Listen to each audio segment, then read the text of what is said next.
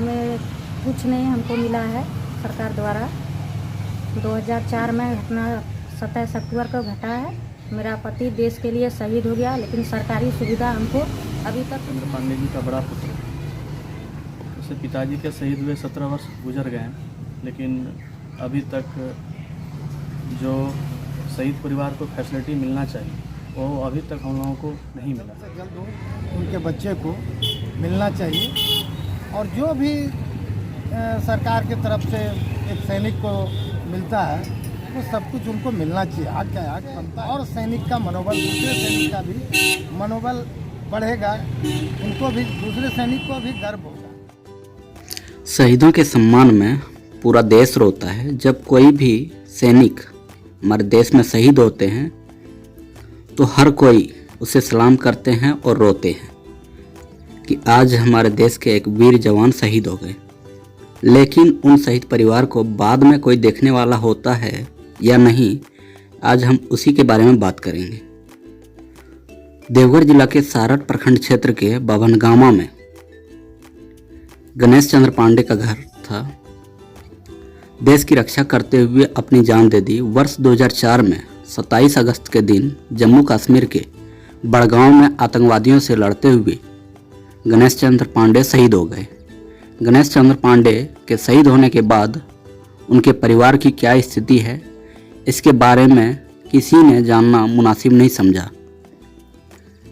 गणेश चंद्र पांडे 22 वर्ष की उम्र में शहीद हो गए थे जम्मू कश्मीर के बड़गांव में, और शहीद हुए 17 साल बीत जाने के बाद भी आज उनका परिवार सरकार से गुहार ही लगा रही है कि शहीद परिवार को जो सुविधाएं मिलनी चाहिए वो अभी तक गणेश पांडे के परिवार को नहीं मिल रहा है। शहीद की पत्नी बुल्लू देवी बताती है कि हमारे पति ने देश सेवा में अपनी जान दे दी, लेकिन शहीद परिवार को जो सुविधाएं मिलनी चाहिए वो नहीं मिल रहा है।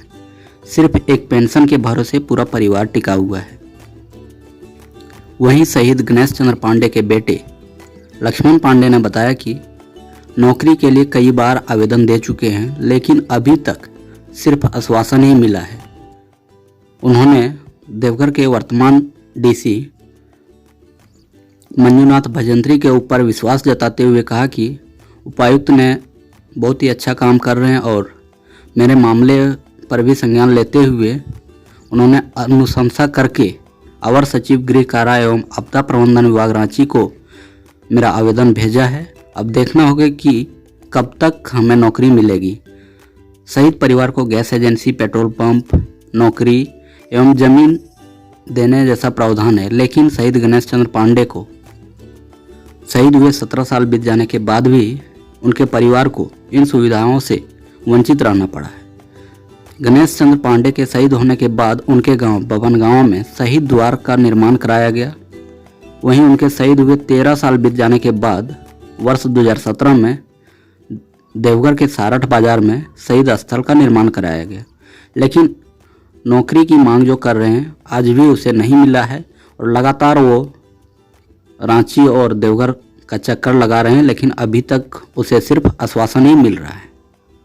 क्या कहते हैं शहीद गणेश चंद्र पांडे के पुत्र लक्ष्मण पांडे और उनकी पत्नी बुल्लू देवी, आइए सुनते हैं। कुछ नहीं हमको मिला है सरकार द्वारा।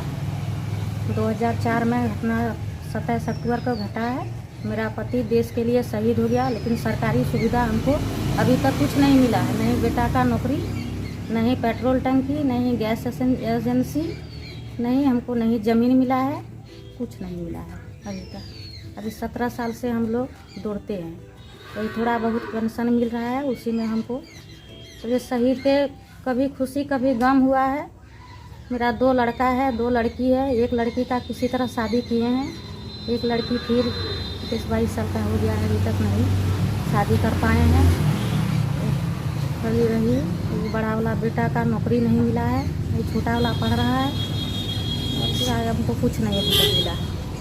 लक्ष्मण पांडे शहीद गणेश चंद्र पांडे जी का बड़ा पुत्र, उससे पिताजी के शहीद हुए 17 वर्ष गुजर गए हैं, लेकिन अभी तक जो शहीद परिवार को फैसिलिटी मिलना चाहिए वो अभी तक हम लोगों को नहीं मिला है। माताजी की एक पेंशन पे ही हम लोगों का पूरा परिवार चल रहा है। घर का भरण पोषण, दवाई, राशन, हर चीज़ उसी पेंशन से ही हम लोगों का गुजारा हो रहा है।